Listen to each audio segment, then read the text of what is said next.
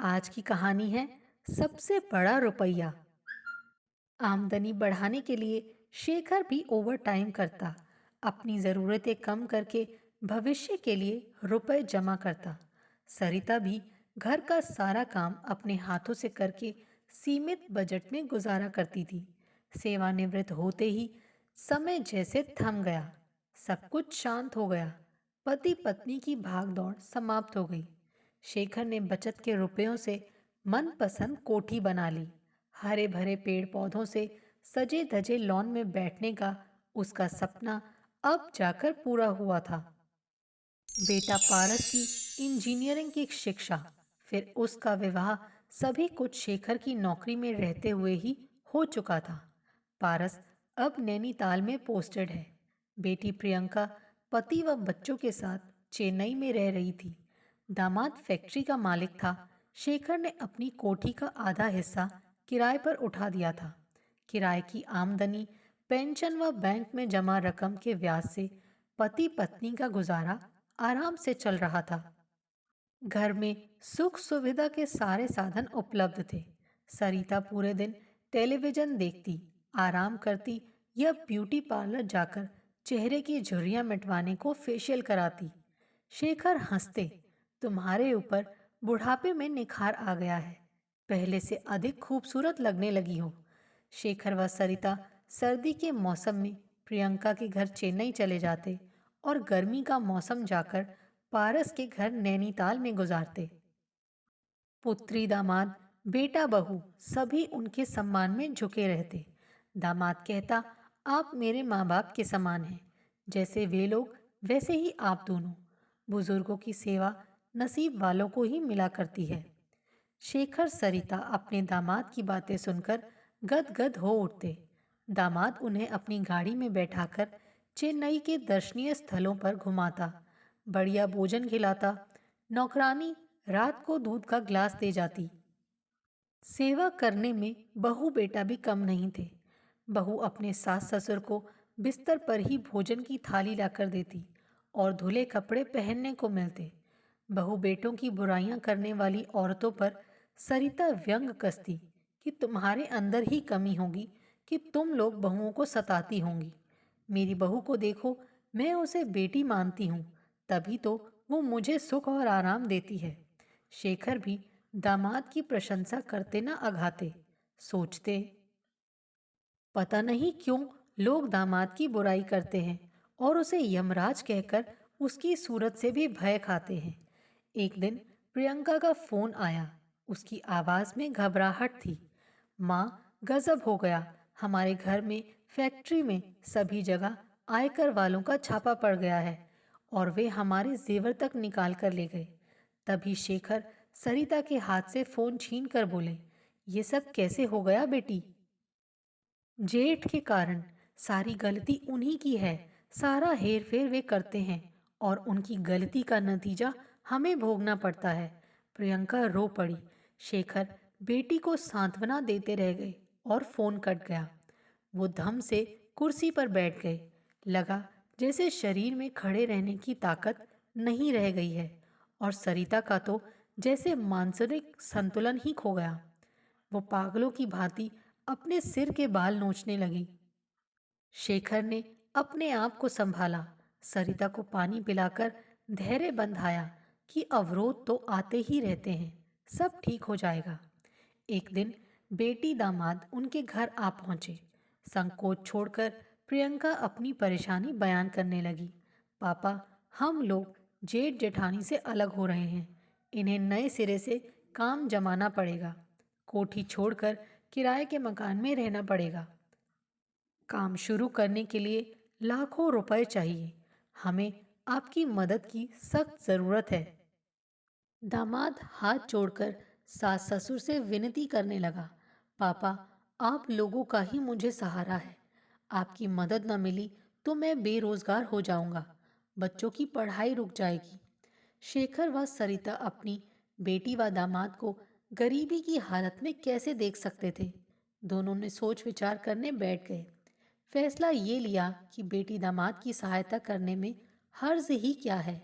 ये लोग सहारा पाने और कहाँ जाएंगे। अपने ही काम आते हैं, ये सोचकर शेखर ने बैंक में जमा सारा रुपया निकालकर दामाद के हाथों में थमा दिया। दामाद ने उनके पैरों पर गिरकर कृतज्ञता जाहिर की और कहा कि वो इस रकम को साल भर के अंदर ही वापस लौटा देगा। शेखर सरिता को रकम देने में कोई मलाल नहीं था। उन्हें भरोसा था कि दामाद उनकी रकम को लेकर जाएगा कहाँ। कह रहा है तो अवश्य लौटाएगा। फिर उनके पास जो कुछ भी है बच्चों के लिए ही तो है। बच्चों की सहायता करना उनका फर्ज है। दामाद उन्हें माँ बाप के समान मानता है तो उन्हें भी उसे बेटे के समान मानना चाहिए। अपना फर्ज पूरा करके दंपति राहत का आभास कर रहे थे। बेटे पारस का फोन आया तो माँ ने उसे सभी कुछ स्पष्ट रूप से बता दिया। तीसरे दिन ही बेटा बहू दोनों आकस्मिक रूप से दिल्ली आ धमके। उन्हें इस तरह आया देखकर शेखर व सरिता हतप्रभ रह गए। बेटा, सब ठीक है ना? शेखर उनके इस तरह अचानक आने का कारण जानने के लिए उतावले हुए जा रहे थे। सब ठीक होता तो हमें यहाँ आने की जरूरत ही क्या थी? तनावग्रस्त चेहरे से पारस ने जवाब दिया। बहू ने बात को स्पष्ट करते हुए कहा, आप लोगों ने अपने खून पसीने की कमाई दामाद को दे डाली। ये भी नहीं सोचा कि उन रुपयों पर आपके बेटे का भी हक बनता है। बहू की बातें सुनकर शेखर हक्के बक्के रह गए। वह स्वयं को संयत करके बोले, उन लोगों को रुपए की सख्त जरूरत थी। फिर उन्होंने रुपया उधार ही तो लिया है, ब्याज सहित चुका देंगे। आपने रुपए उधार दिए हैं, इसका कोई सबूत आपके पास है? आपने उनके साथ कानूनी लिखा पढ़ी करा ली है। वो क्या पराए हैं जो कानूनी लिखा पढ़ी कराई जाती, वह सबूत रखे जाते। पापा, आप भूल रहे हैं कि रुपया किसी भी इंसान का ईमान डिगा सकता है। मेरा दामाद ऐसा इंसान नहीं है, सरिता बोली। प्रियंका भी तो है, वो क्या दामाद को बेईमानी करने देगी? ये तो वक्त बताएगा कि वो लोग बेईमान हैं या ईमानदार। पर पापा, आप ये मकान मेरे नाम कर दें। कहीं ऐसा ना हो कि आप बेटी दामाद के प्रेम में अंधे होकर मकान भी उनके नाम कर डालें। बेटे की बातें सुनकर शेखर व सरिता सन्न रह गए। हमेशा मान सम्मान करने वाले, सलीके से पेश आने वाले बेटा बहू इस प्रकार का अशोभनीय व्यवहार क्यों कर रहे हैं, ये उनकी समझ में नहीं आ रहा था। आखिर बेटा बहू इस शर्त पर शांत हुए कि बेटी दामाद ने अगर रुपए वापस नहीं किए तो उनके ऊपर मुकदमा चलाया जाएगा। बेटा बहू कई तरह की हिदायतें देकर नैनीताल चले गए, पर शेखर व सरिता के मन पर चिंताओं का बोझ आ पड़ा था। सोचते, उन्होंने बेटी दामाद की सहायता करके क्या गलती की है? रुपए बेटी के सुख से अधिक कीमती थोड़े ही थे। हफ्ते में 2 बार बेटी दामाद का फोन आता तो दोनों पति पत्नी भाव विवहल हो उठते। दामाद बिल्कुल हीरा है, बेटे से बढ़कर अपना है। बेटा कपूत बनता जा रहा है, बहू के कहने में चलता है। बहू ने ही पारस को उनके खिलाफ भड़काया होगा। अब शेखर व सरिता उस दिन की प्रतीक्षा कर रहे थे जब दामाद उनका रुपया लौटाने आएगा और वे सारा रुपया उठाकर बेटा बहू के मुंह पर मारेंगे।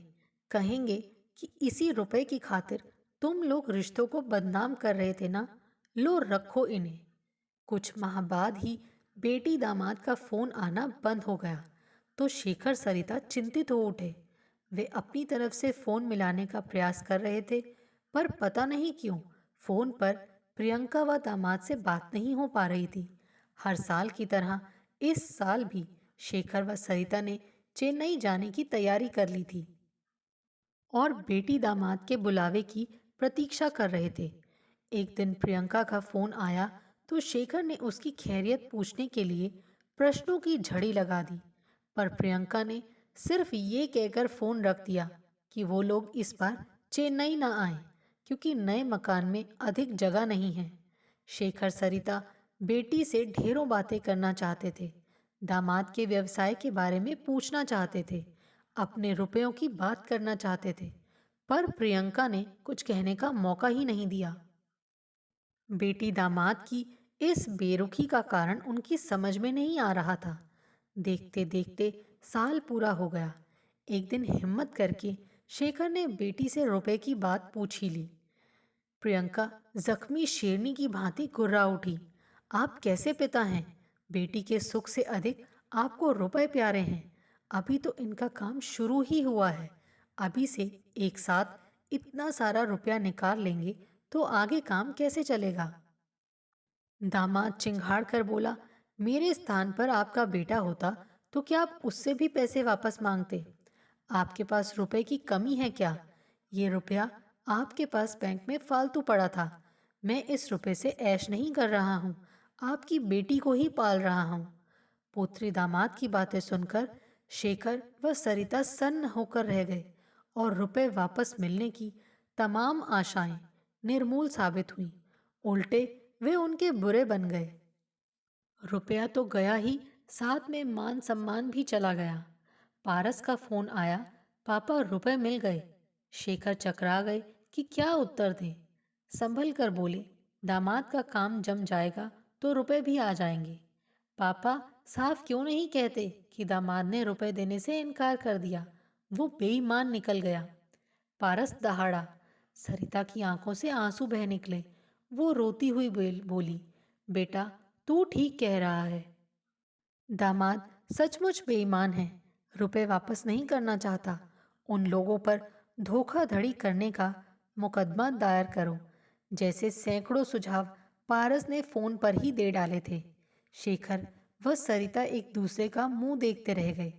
क्या वे बेटी दामाद के खिलाफ ये सब कर सकते थे? चूंकि वे अपनी शर्त पर कायम नहीं रह सके, इसीलिए पारस मकान अपने नाम कराने दिल्ली आ धमका। पुत्री दामाद से तो संबंध टूट ही चुके हैं। बहू बेटा से न टूट जाएं, ये सोचकर दोनों ने कोठी का मुख्तियारनामा व वसीयतनामा सारी कानूनी कार्रवाई करके पूरे कागजात बेटे को थमा दिए। पारस संतुष्ट भाव से चला गया। बोझ उतर गया। शेखर ने सरिता की तरफ देखकर कहा, अब न तो मकान की रंग पुताई करने की चिंता, न हाउस टैक्स जमा कराने की। पारस पूरी जिम्मेदारी निभाएगा। सरिता को न जाने कौन सा सदमा लग गया कि वो दिन पर दिन सूखती जा रही थी। उसकी हंसी होठों से छिन चुकी थी। भूख प्यास सब मर गई थी। बेटी बेटा बहू दामाद की तस्वीरों को वो एकटक देखती रहती या फिर शून्य में घूरती रह जाती। शेखर दुखी होकर बोला, तुमने तो अपनी हालत मरीज जैसी बना ली है। बालों पर मेहंदी लगाना भी बंद कर दिया, बूढ़ी लगने लगी हो।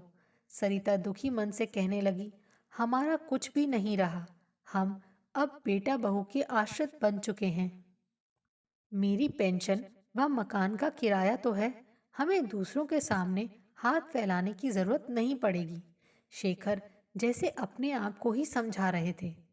जब किराएदार ने महीने का किराया नहीं दिया तो शेखर ने खुद जाकर शिकायती लहजे में किराएदार से बात की और किराया ना देने का कारण पूछा।